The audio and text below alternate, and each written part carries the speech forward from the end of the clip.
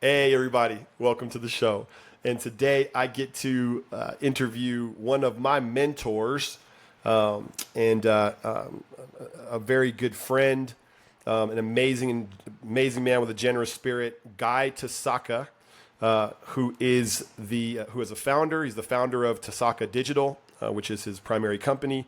And I gave him a title. I asked him his title. And I was like, I'm just going to give you a title. He's a media futurist. Media futurist. Welcome to the show, Guy. Thank you, Johnny. It's thank you for the opportunity. We've been talking about this for a long time. So I'm excited to hear what you have to ask me about. But I want to also correct you about being a futurist. I like to think of myself as a local media optimist, and I think that the local media industry's best years are ahead of them if they make the right moves today. So excited to talk Man, about that. I love that. So the difference between a futurist and an optimist being that that you have a love for local media and you see a bright future for them. Very much so. One of the things that I guess we realize, or maybe we don't realize, is how much that local media has so much going for it. They have trust, they have access, they have audience, which any startup is struggling for. I just really want to see local media take advantage of the lead that they've built over the last 50, 75 years and just really lean into the new tools, the new opportunities, and accelerate coming out of this period of disruption. Yeah, we're going to spend a lot of time there because I think you have a lot of gold nuggets to give in particularly that conversation. But first, I'm going to ask a kind of unfair question, right? Because now you get to look back over your entire work history in media and somehow draw the thread. So tell us your media origin story and how you ended up in media. No, thank you. My media origin story is I actually started in market research. For the first 13, 14 years of my career was in market research.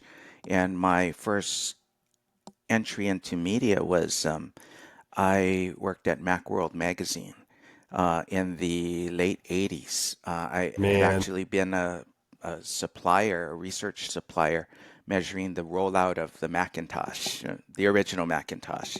Um, and I love media, have a journalism, what would be the equivalent of a journalism minor. Um, and just loved Macworld magazine. And research was a great place to be because you worked with all aspects of, you worked with content, sales, um, circulation, it was everything. So moved on to Ziff Davis, which was a B2B publisher, computer publisher. And when they were sold, still in research? You're still in I was research? still in research. Moved on to the New York Times in 95 and worked on the launch of nytimes.com when it was still a skunkworks project. And only reason I got to work on it was I was one of a handful of people in the building who knew what the internet was because I came from the New York Times. And my first job at the New York Times was in research. I was a research director in the advertising department. Um, I looked up, I was probably in my mid 30s and didn't see anyone around me over 40 in research. And I figured I better get out of this field. And so I moved into operations, marketing, circulation, and product management. In 2005, right when the implosion of the slide of media started, um, the Times eliminated my position, and my boss at the time said, "You realize you haven't been fired. They've eliminated your position. So people within the building want to hire you, but it's going to get a lot worse before it gets better. Take your severance and go reinvent yourself." So I went and started in media tech, and I Wow. worked in Was that a scary? super scary. Um, because I realized how much faster the technology world moved than the media world. And it was a great opportunity. It was a company called Newsstand in Austin. Later on became Libre Digital. I got to work on the one of the projects I worked on was building the infrastructure to power the Barnes& and Noble Nook and the Sony e-reader. We transformed about 80% of newspaper and magazine content for those new platforms. Left there and went started consulting and got to work on the very first paid content model, digital subscription model for Memphis, commercial appeal. We built a paywall, we built a mobile app suite, and a subscription management system. And we did all of that in 6 months. We launched, as we were launching, the New York Times launched their all access model, which validated what we were doing. So that was fun. So the first, let me just highlight that. So basically, the first, as far as you're aware, like the first paywall, the first media paywall at the local level. At the local level. So Got it. yeah, I mean, it was not a small task.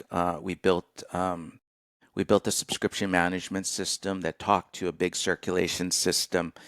We built a content normalization engine because we had to pull in from 5 or 6 different CMS systems and then normalize everything and send it out to all the mobile apps.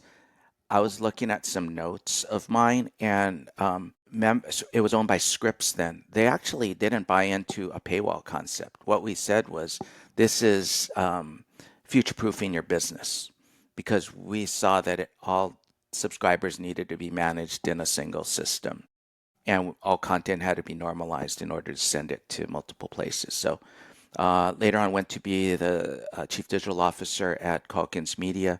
Mark Contreras, who had hired me at Memphis, became the CEO there, and we did a lot of fun things at Calkins. We did the very first fast channel, streaming video. We built tablet apps.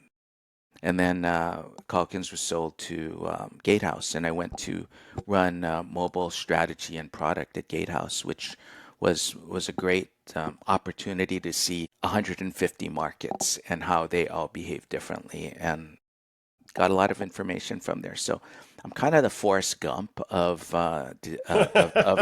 digital media and media transformation. So it was. What was the quick question? So what was so one thing I want to come back to? You had a boss, and your boss said, basically, don't stay here, go reinvent yourself. Yeah.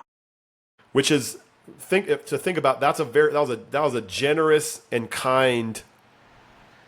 Sounds like he was a futurist. Sounds like he knew what was coming, and then tried to do right by you, which is amazing. I mean, it was great advice. He was a friend, and it was interesting. I think they told me that my job was eliminated in early September, but my end date was at the end of October. So I actually went back to New York and talked to a lot of people, and that's when he told me, it's going to get. And New York Times looks wonderful today, but there was some dark times between 2005 and 2010. Yeah. So he was absolutely right. Saving you. Saving me, but also, it was so uncertain then. So I thank him. I still look for him all the time. But yeah. Well, and I think there's something else about you. You listened to that advice, and so you could have gone a comfort route, right? It would probably been more comfortable for you to stay in the build, to find a place there, than to go and do the hard work of reinvent yourself. At least I'm putting myself in your shoes. That sounds harder. I would not have had the opportunities that I've had over the last 20 years had I stayed there. Yes. And actually, his words to me were, "You would be successful running a food truck." I mean, he just knew I was an entrepreneur and I figured out things. That was kind of one of my superpowers. They always gave me assignments that I was probably the second or third person who took it on because the first two had failed. So I always took on the harder assignments. Yes. You would be successful running a food truck. I love that because he knew you were going to innovate and figure it out. Exactly. Yeah. And people like that are precious because not everybody's like that. I don't know if we're going to get into talking about AI, but one of the things that I'm reading a lot about is the flattening of organizations, and where you have what's called an individual contributor. And instead of having multiple layers, you're just going to have individual contributors, and the individual contributors are going to be empowered to use AI. And that's how our group was structured. We didn't have any staff below us. We were a bunch of individual contributors, but we had $20 million budgets to operationalize the vision that they were setting from above. Yeah. And that's really hard because you need really special people who are well rounded and can do a lot of different things. Yes. I use a baseball analogy. You need a five-tool player that can play every position. There are very few people that can do that, and that's what AI is going to bring us. You empower people to get the job done, and you just let them use all the tools that are available to them. And it's a hard thing to do in modern org structures. Right. That's interesting. That's called the flattening of organizations, right? Because so in other words, we're getting rid of hierarchy, right? Because there's not going to be the need for managers to manage managers who are managing managers who are managing people. Exactly. Right. Exactly. Yeah, that's crazy. I have not heard that term yet, so that's educational for me. It's yeah, I mean we're already losing entry level positions to AI, right? So you're not as deep as of an organization. Now you're going to need a much stronger, call it product management layer, Yeah, and the product owners are just going to they own the P&L and they just have to execute using all the tools yeah, available to them. yeah. So then organizations that have a culture that's already like that, where people are expected to be autonomous and people are expected to, they're given responsibility and they're given budget to manage those responsibilities. Those kinds of organizations are going to be more, I guess, favored in the new economy. Yeah. I I I think they're favored in the old economy. I think a lot of the big tech firms, well, the Amazons of the world and Apples of the world were structured that way. But we'll see now that you have to be able to hire really special people who can do a lot of different things. And for a lot of people, it was much easier to hire specialists than those sort of people. Yeah, yeah, man. All right, so that's good. So that's your a lot of your story. There was actually one other thing I had a question about. What was your biggest? So when was the moment that felt like the biggest leap in responsibility? Right, because now we look at you and we say, okay, that's Guy. Guy has a distinguished career. He's been ahead of the curve consistently. Like I look at you and I think, okay, I have a lot of respect for what you've accomplished and the wisdom that you bring to a room at this point. But there was a point at which you were still figuring everything out, and you know what I mean. Like, and so, what was the biggest leap where you felt that authority? You know what I mean? Yeah, That no, I no, see now. I understand.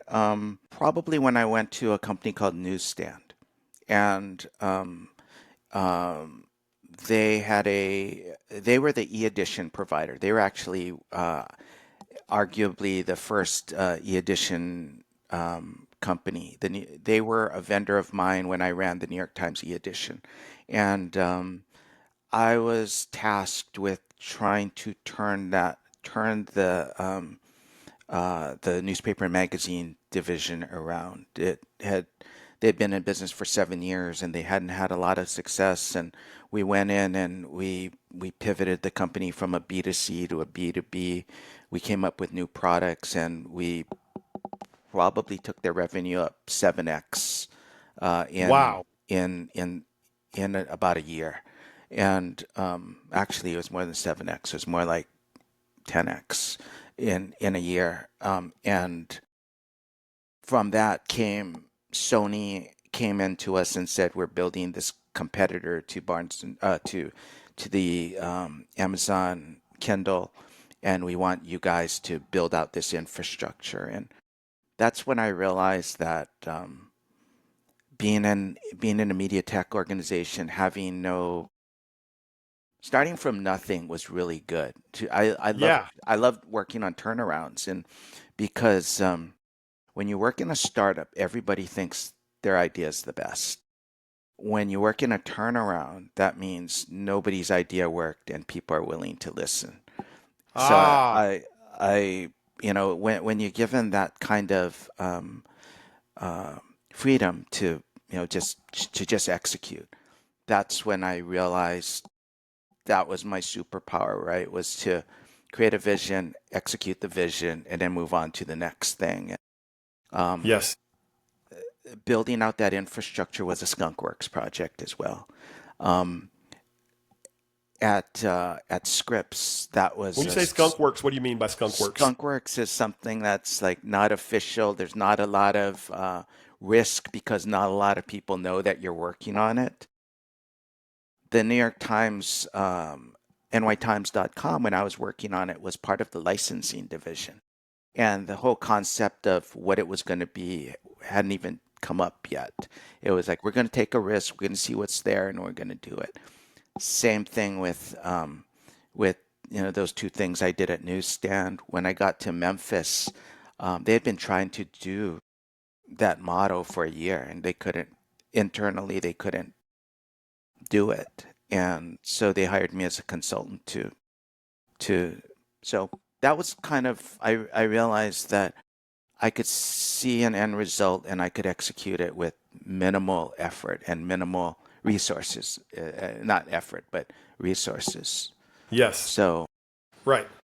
You could have a big enough. You could, yeah. I get what you're saying. You could punch above your weight in terms of having a big vision and then being able to make it happen through, I think, probably creativity and discernment. probably, or just yeah. I mean, just one of the things that having a background in research brings you is you're kind of taught to read the signals, right? And the signals tell you what the future holds.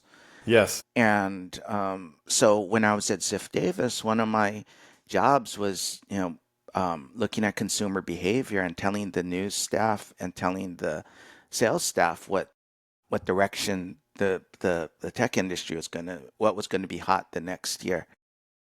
Then you get older and you're able to see the signals, and you also can determine probabilities of outcomes because you've seen it for 30 years. There's nothing new that happens. Everything's like something that happened before it.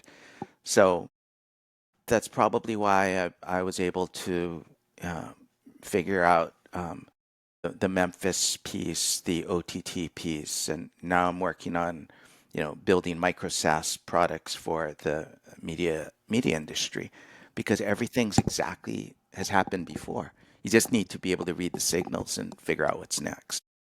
All right. So that is going to be the name of this interview is Read the Signals. Because a lot of times when I'm interviewing somebody, there's something that comes and it just rings like a gong. Do you know what I'm saying? And that, you just said the thing. Like that rings like a gong. When we're talking about who is Guy and what makes Guy good at his job and what is it about Guy's story that sticks out? You've been a guy who's been able to read the signals, right? Like I always tell people, yeah, Guy's always 5, 10 years ahead of the curve. He sees really far ahead. But I like the way you put it better. It's not that you're telling it kind of looks like telling the future, but it's reading the signals and taking them seriously and then engaging in action that aligns with the signals. What the metaphor for innovation is always Gretzky skating to where the puck is going to be. Yes. Um, and I use that in one of my presentations, and I say there's three things that have to happen for Gretzky to skate to where the puck is going to be. First is um, the first is pattern recognition, right? Gretzky's seen this same pattern tens of thousands of times. When he sees this pattern, he determines that there's a 90% probability of the puck going here. And Yes. so the second is probability of outcome. The third is execution, right? If Gretzky weren't lightning fast with lightning quick reflexes, we'd be talking about Gretzky watching others skating to where the puck is going to be. Yes. So, so it's that's one of the things I always try to reinforce with newspapers. When I was at Calkins, I actually had full control over the execution part, and that's critical. Is being prepared, being able to execute, and the team that I had built was built for execution. It was actually also built for spat pattern recognition, but it was really around execution. Yeah. No, that's very powerful. Pattern recognition, read the signals, Read the signals. pattern recognition, probability of outcome, and then execution. If all three of them aren't there, right, then you're not going to be able to take that dramatic form of action that gets you to the spot before other people are in the spot. They're going to beat you to the spot, Exactly. right? Exactly. I have to ask then, and I'm bypassing some of my other questions. So in media, where is the puck going to be? So what is your Wayne Gretzky pattern recognition, probability of outcome, and execution telling you now about where the puck is going to be that you're skating towards? I think that I think there's going to be major disruption in at kind of the community level, and right now the community newspaper level has been pretty safe, right? Because they're kind of protected. I think with the AI tools, I see community publishers not amplifying themselves using AI tools the way they should be. Their biggest competitor is going to be the last guy they fired, right? Yeah. Because now the a media entrepreneur who leans into the tools can 10x themselves. Um, they can handle all the vast majority of content, vast majority of sales, vast majority of subscriber acquisition, vast majority of distribution using AI tools. And it just frightens me that these community publishers are not leaning in as much as they should. I mean, Yes. for a lot of community publishers, you know, writing a headline or doing a summarization is the max in AI. And I don't know if you've seen me build some of the things, some of the demos I do. Like, Yeah, I've seen. yeah, I mean, it's the equivalent of doing a lot of compound exercises. It's doing like 20 or 30 things all by typing in the name of a business.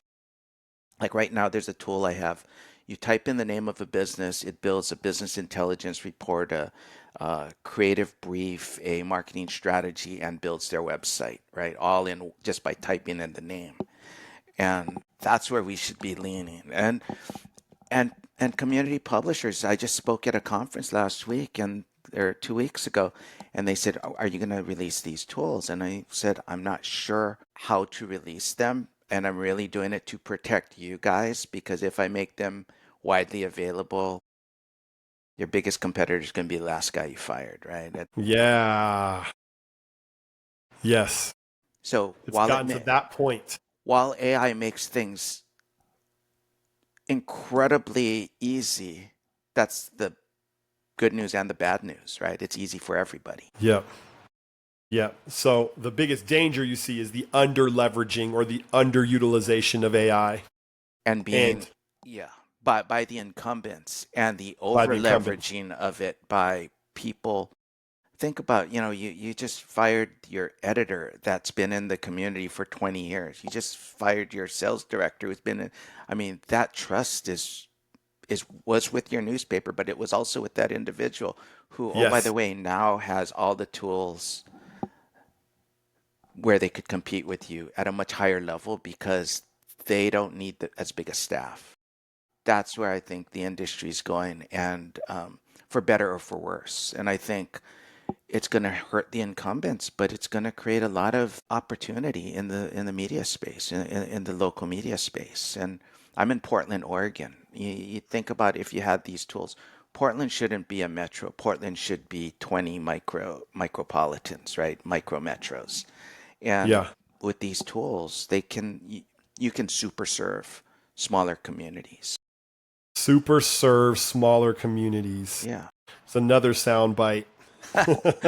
No, but AI will, allow really good really good content people, really good salespeople who can serve the needs of the local businesses using AI, and they can super serve small communities. Yep. Yep. All right. So let's say I'm a local publisher, niche publisher. I know I'm listening to you and I believe you, right? I believe that I need to level up harder than I know how to level up, Mm-hmm. right? Are there any hacks for me or any first steps for me or any baby steps for me that I can take that that's going to provide me a high return on my investment of time, in terms of getting that level up that I Yeah, need? I would say just experiment, just be curious, figure out what problems you're trying to solve, and just get your hands dirty. One of the things that was kind of surprised me was I've probably spoken to 1,000 um, media executives over the last year doing AI workshops or sessions, and I talk about something called RAG workflow, which is oh my goodness, retrieval augmented generation. So it's basically using creating a workflow where you're using your own documents, Uh huh. you're and having AI read off of what's in your own documents. So you could build. I've written articles using that workflow. I trained the AI to write in my tone, my voice, build proposals using that RAG workflow, and publishers, these executives or these media professionals look at me like I have two heads, and I realize it's because I say 90% of people are using free ChatGPT, free Claude, free Yeah. Perplexity, and none of those tools Yep. are available in free. Right. So, All like, right. okay, here's a $20 decision. If you want to level up, if you get the 20, in fact, I just wrote an article in Editor and Publisher that came out this month. I don't know if they changed it was called all the benefits of going to the paid plan, just what I just described to you. Yeah. And just get curious, just trying to figure out how to solve problems using the new tool sets that's in front of you.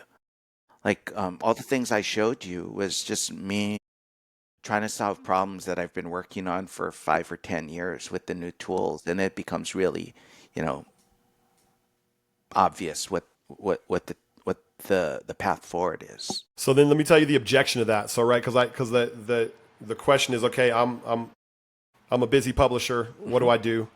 The answer, which I think is a good answer, is, well, first of all, upgrade your upgrade your subscription, right, to whatever service you're using. Like, do that. And also, as part B of that step, is start playing with it. Get curious. And some will do that, and some won't. But the pushback will be, but Guy, I'm not you. I can't see possibilities like you can see possibilities. I can't, my gift. I could play with it, and mostly what is going to happen is I'll probably get overwhelmed with possibilities, or not know whether what I'm doing is a productive use of my time or not a productive use of my time. What would you say to that objection? Like, how do I sidestep that? Getting myself overwhelming myself with all the possibilities, because that's fun for you. Possibilities are fun for you, but there's a certain kind of person where possibilities are just going to freak me out. you know? I would say find a trusted resource, somebody who knows more than you, and just that helps you with your journey. And we talked about so I started a company called I Know a Guy, I know a G dot AI, and it's really for you like that name, Johnny. I do. I think it's fun. I think it's fun. and it's even funnier that my name is Guy, right? But but you really just need somebody who knows more than you know, and who's going to help you with your journey, who's going to help steer you in the right direction.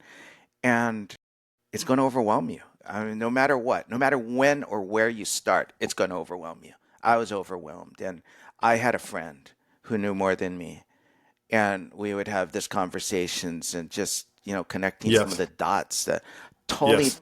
I was totally lost. And as I played things back in my head, I was like, oh, that's what he means, that's what he means. And the tools change every Yes. 2 months, right? So if you didn't know, if you're not playing from behind, you start today, that's okay, because the rules changed from 2 months ago. So don't ever try to play catch up. Just jump in, from today on, and then then you connect the dots backwards. But just jump in the game and start. And yeah, that's the best way I can put it. And I like to tell people, I'm 63 years old. Yeah. If I can understand that, anybody younger than me should have no excuse. Yeah. You do have a very pronounced skill set and gifting, but I also get what you're saying, right? Like you're also a part of a. You weren't born in this stuff. You weren't born in the technological whatever you want to call it milieu that we're all in right now. I'm actually probably the oldest digital native, right? Because when I started working is when they invented computers. So I was, Crazy.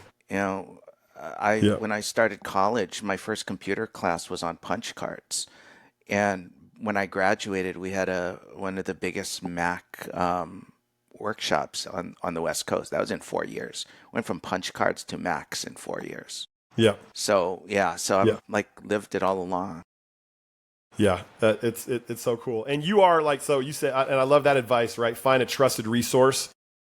It's going to become more and more important that we lock arms with people who are ahead of us, Absolutely, and not especially be on in. AI integration, like people that are good at it, people that are good at reading circumstances and use cases to be able to quickly identify, oh, this could be automated and this shouldn't be automated, right? Like the contextual understanding. And so you're Absolutely. you're one of those people for me, Guy. You're one of those people for me, trusted resource, like somebody I know I can come to if I have questions about AI, and I know you probably are for so many. But yeah, you got to look for that person, You got to right? look for that person. One of the things that publishers say, what can AI do? And my response for the last 6 months is, no, what do you need it to do? Right? You define what it can do by what you need it to do, and then it can do it. Yeah, And yeah, if it man. doesn't work this month, check back next month because it keeps getting better. Keeps getting better. Yeah. Oh, that's wild, man. So then let me ask this question. Why you obviously love media? You're a person that I know that's in my circles. Like you obviously have this deep love and affection for media, local media, and a desire for it to thrive. You're one of those people that I believe really has that in your heart. So much so that you're semi-retired. You could be doing whatever you want. You're still messing with media stuff. You're still going and speaking. You don't have to speak. You're going and speaking at conferences.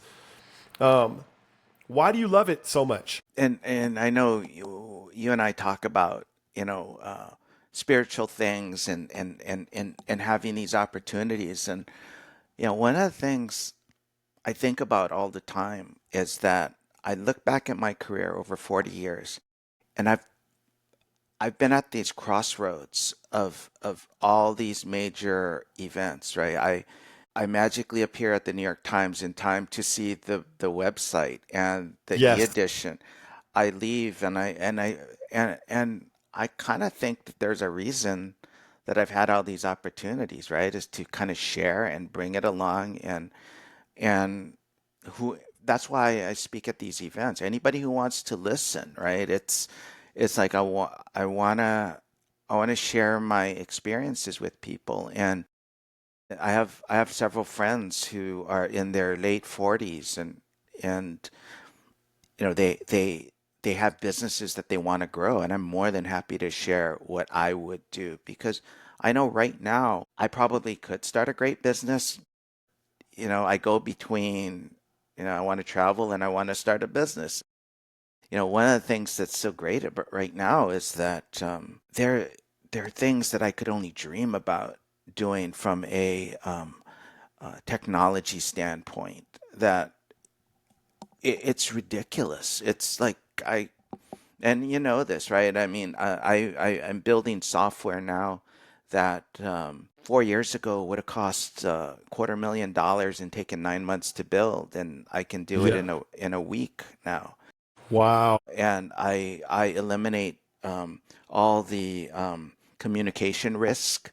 If you're building traditional development, is you have the person with the vision who communicates it to the product person who communicates it to the designer and the developers have to communicate it to their developers. And there's all this communication risk. And I can sit here and say, I have a problem to solve, and I'm going to solve it. And I built this thing. It's fascinating. I got to show it to you, Johnny. I call it a I call it a SaaS builder. And Oh what goodness, dude. it's 12. It's a series of questions, and it's using AI, and it interviews me, and Wow. it starts out with it's like taking my 40 years of experience and put it in this. What problem are you trying to solve? What gives you right?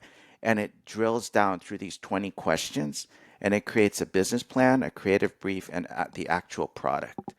And Oh, and crazy. it's that's if you ask me what the coolest thing I've ever built is, and it's that, and it's Really? yeah, it's because it eliminates everything. You think about, I have friends who are designers who don't know business development and don't know product strategy and don't know product development. I have friends who are content people. This like levels the playing field for everybody, right? Anybody can build a SaaS company. Yeah. That's frightening. Yeah. Yeah. Yeah. And It's with a wild. business model behind it, not just a product, a business Right. model It's and a a business model marketing behind it. strategy. Yes. Yep. So Yep. that's fun. That's when you're retired, you just sit around trying to solve 10-year-old problems. And they're like, oh, I can connect the dots. I can do that now. Well, every time I talk to you, you like have a new product. It's it's crazy, dude. It's, But I love it. But that is, I mean, we've talked about this before. That the thing that AI doesn't replace, right, is the person of deep experience and wisdom, right, who understands how all the pieces fit together through experience and has this intuition that's greater than the sum of knowledge. exactly. And I think every subject matter expert with some of these AI tools can just dominate, right? Can can take what they've done. Um, One of the things that I realized that every media tech company that I've ever worked at were started with either money people or tech people. Yeah. Because back in the day, 10, 15, 20 years ago, you needed money or you needed technological expertise to build a SaaS company. And later on, they brought in subject matter experts. But what if a subject matter expert has all these tools and can take, just the nuance of the problem that's trying to be solved and use these tools? We're gonna have some amazing micro SaaS companies. And that's why you think the local publisher, the local media company has the unfair advantage because they are that. They're the subject matter expert of their community or their niche, Yes, right? Like yes. they are that. And now instead of right, like what we see is disruption, but you're seeing opportunity. Like no, now take that what you know, right? Take this crazy knowledge and now start to do crazy, crazy cool things with You it. gotta embrace AI, and the vast majority of them don't embrace it. They don't try to amplify themselves. Right. Right. And I understand the reasons too, right? Because I asked recently in a survey, okay, I did a survey of geniuses and I just said, look, what is the biggest problem facing the media industry right now? Like what's the challenge? What's the groan? How would you articulate it? And it sounded something like this. Time and resource challenges, meaning I'm working twice as hard for less. I don't have time. I know I need to innovate. But I have less time and less money than ever to apply towards that innovation. And so there's a feeling of stuckness, right? Which I want to empathize with. Like, so, because yes, there are crazy opportunities like what Guy is talking about. Yes, it's also incredibly difficult to hash out which ones are worth something and which ones aren't. And in the backdrop of, it's also just really hard, you know? But then but I think you appeal to the resilience. Go ahead. I'll let you do it yourself. No. I think you're absolutely right. The expression "do more with less," right? It's like, no, do less with less, but use the tools, right? And eliminate all the things that don't have a return on the effort. And Yep. but I see a lot of I see a lot of two people, mom and pop, literally mom and pop community newspapers. I think they're gonna embrace using the tools first because they have to. Right. Because They have to, right? It's just giving them more resources as opposed to others. They would rather, they have staff that they don't want to let go, but if you build media companies from the ground up today using the tools, I think those are the people who are going to have the greatest advantages going forward. Yeah. Yeah. I heard in what you said, necessity is the father of invention. I've heard that before, right? Absolutely. Absolutely. The faster you can come to your perceived existential need, right? Like that becomes a feeling. Like those are the people that are going to embrace the tools faster. Embrace it. They have no choice, right? They have no choice, right? Yeah, it's like I better figure this out, or ... right? Yeah. So and they better find smart friends. If they can't figure out, they better find smart friends. Find smart friends. Yep. And here's one smart friend for you, Guy Tasaka. This is one smart friend for anybody that's here. He's one of my smart friends, and he certainly has a heart and a love for. I've watched him pour generously into other people as well. And you are doing a lot of the speaking circuit right now, right? So there are a couple places people are going to be able to see you in the next year. Quite a few places. I am. Community newspaper. The Community Newspaper Association in Mobile, Alabama in September, and the Reno or Nevada Press Association in November. I'll be in Stuttgart, Germany, talking to European publishers in September, and then in Albuquerque at the New Mexico Press Association so far. And I just finished Oregon and Montana in the last couple of weeks. But I love talking to local publishers. They're going to be the ones that solve it first because in theory they can move faster. I hope they do. That's really what I want for them. Yeah. That's the message that you're crying from the hilltop, right? Absolutely. They can move so much faster than some of the bigger ones who have layers of policy and oversight. So are there tools that you're providing or selling now that are helping people? Because I think you have a very unique position in the industry, right? Like you love the industry. You've got a proven track record of just love for the industry, experience in the industry, and you're like a mad scientist right now using AI to create all kinds of crazy things to your heart content. Are you getting opportunities to actually,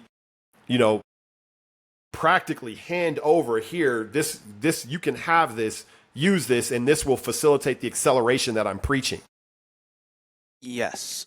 So I have this program right now that I'm just rolling out to friends, and I don't have family in the industry, but to friends, and it's like, I'll build 5 frameworks, and these are, it's either a news scanner or a newsletter builder or a fact checkers or things like that, proposal builders, and I'll tailor it specifically to their needs, and then stay with them for a whole year while they develop it, and then I'll offer them 5 more frameworks over the next year because they're going to run into problems they haven't even thought of yet. But really trying to help them, and really the thought process is what it is. It's like identifying a problem and then using AI to solve it. So, I'm just rolling that out with the first 2 publishers who Awesome. are longtime friends of mine, and I'll make it available to anybody who wants to reach out to me. And it's, I think, a fair program, but I'm only going to take a handful of clients. And I said this to you, Johnny, and you agreed.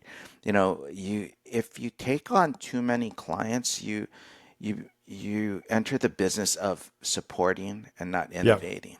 So Yeah. I want to walk a fine line and not be in the business of supporting, and really continue to be able to develop and grow. No, so it's so good, brother. I mean, yeah, I feel like I could probably talk to you. We could fill another hour easy if we wanted to, because both you and I know how to talk. Let's put it that way. We both know how to talk. No, Johnny, you've been such a good friend to me, and you never hesitate to make introductions and connect people. And I know you're a connector. So anything you ever need, I'm here for you. And thank you for the opportunity. Love talking to you. Yeah, dude, I'm gonna call out a couple things in you that I see. And the first thing is, there's a spirit of generosity that you have, Guy. That is it's a feature. I've noticed it since I've known you. But there's also what draws people to you is, I sense underneath what you say, there's a gratitude that's in you. There's a gratitude. You don't use the word gratitude necessarily, but there's a gratitude for your experience. There's a gratitude for the people that have come before you. There's a gratitude for the path that your life has taken. And it comes out of you when you speak. There's an awe and appreciation because you've been in the trenches and you've had to do so many of these things by hand, because you had to be a generalist, right? Like that's kind of what happened to you. You learned every aspect of media across your journey, which you even described to us, all these different types of jobs and different types of positions. And so that means that you were conditionally prepared to receive the advent of AI with awe and appreciation for what it can do. Can I share a Yeah, quick story? And thank you for that. absolutely. So I was thinking about this as I was preparing for today, and when I was 23 years old, 22 or 23, my first job out of college, I worked at a market research company and in downtown San Francisco. And I had just finished an interview with a bank executive, vice president of a bank. And we finished the interview, and I said, and I don't know why I chose to ask him. He's the only person that I asked. I said, I just graduated from college. Can you give me any advice about, I'm just starting my career. Never asked anybody else. And I don't even remember if I had a good rapport or why I liked him or whatever. But he said to me, he says, there's 2 paths you can take right now.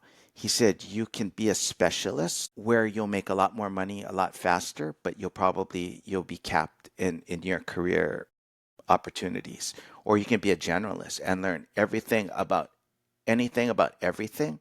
And while you won't make as much money early on, your opportunities will be, exponentially more going Yeah. forward. And Yeah. I took that path, and I tell my children that, and anybody who I ever mentor or, who asks me for advice. And I always say, be a generalist, because the opportunities, and here I am 40 years later, and the dude was spot on. So, He was 100% right. you Yeah. know, that advice and where my boss told me, go reinvent myself. I mean, those are Yeah. 2 pivotal points in my career that, they were both right, and they were both very similar, right? Yeah. I mean, Yeah. Yeah. And now you're that person to other people, right? I try to be, right? And I try to, lead by example, right? You look at my career, I've had I've had six different career pivots.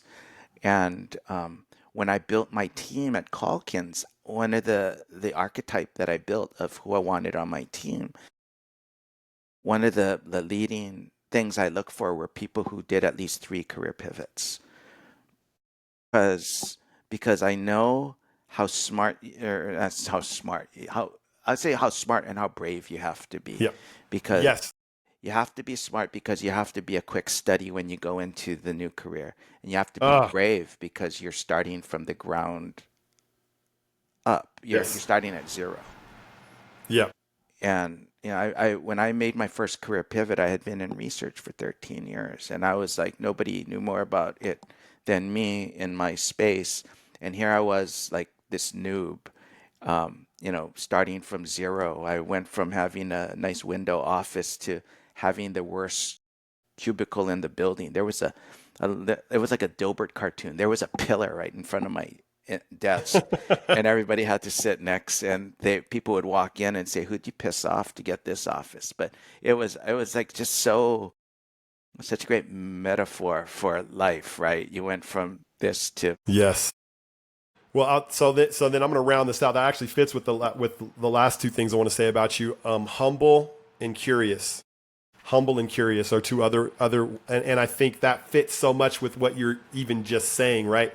Like being willing to listen, being willing to take a pivot in your career where you go back to the place where you're at the beginning, right? That takes it's bold and it's courageous, but it also takes some humility to be able to bear it, right? To be able to bear being at that place, and to learn to be dependent on other people and to need to learn from other people and have a posture of curiosity. You raise a really a good point. When I did it, I had to go to my wife and say, I'm going to take this career pivot, and it's not a pay cut, but it's a pivot. And she had to trust me, right? And that it Yes. was going to be the right move. Yes. And that's why after the second or third one I did, it was like, yeah, bring it on. Like I know how this is going to end. I after you see success in the first few, you're like, you welcome the opportunity.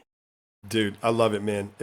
I'll say there's a guy I know. He's a consultant. So, and I didn't hear this from him, but my brother-in-law actually studied under this guy. His name's Mago Lauritzen, and he said that he consistently tries to seek the experience where he's the dumbest guy in the room. He tries to find the rooms It's how you where grow. he can be the dumbest guy in the room so he can grow.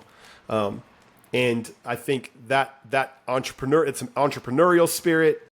There's a humility in that spirit. There's something there that can lead to I think a fascinating journey and exponential growth. And I think that's something that can be learned from your story, guys. So, always a pleasure to be with you, my friend. And I'm glad we actually got one of our conversations on camera, dude. It's great. This is actually how all our conversations Yeah. go. Yeah. No, So everyone is a banger. Every conversation we have is a banger, and now we finally have the proof that it actually is. So this is great, great conversation. So much to learn from this. I appreciate you so much. Thank you for joining us today, Guy. thank you for inviting me, Johnny. Anytime. And for anybody who was here till the end, thank you for staying with us. And we will catch you on the flip side. Have a good day.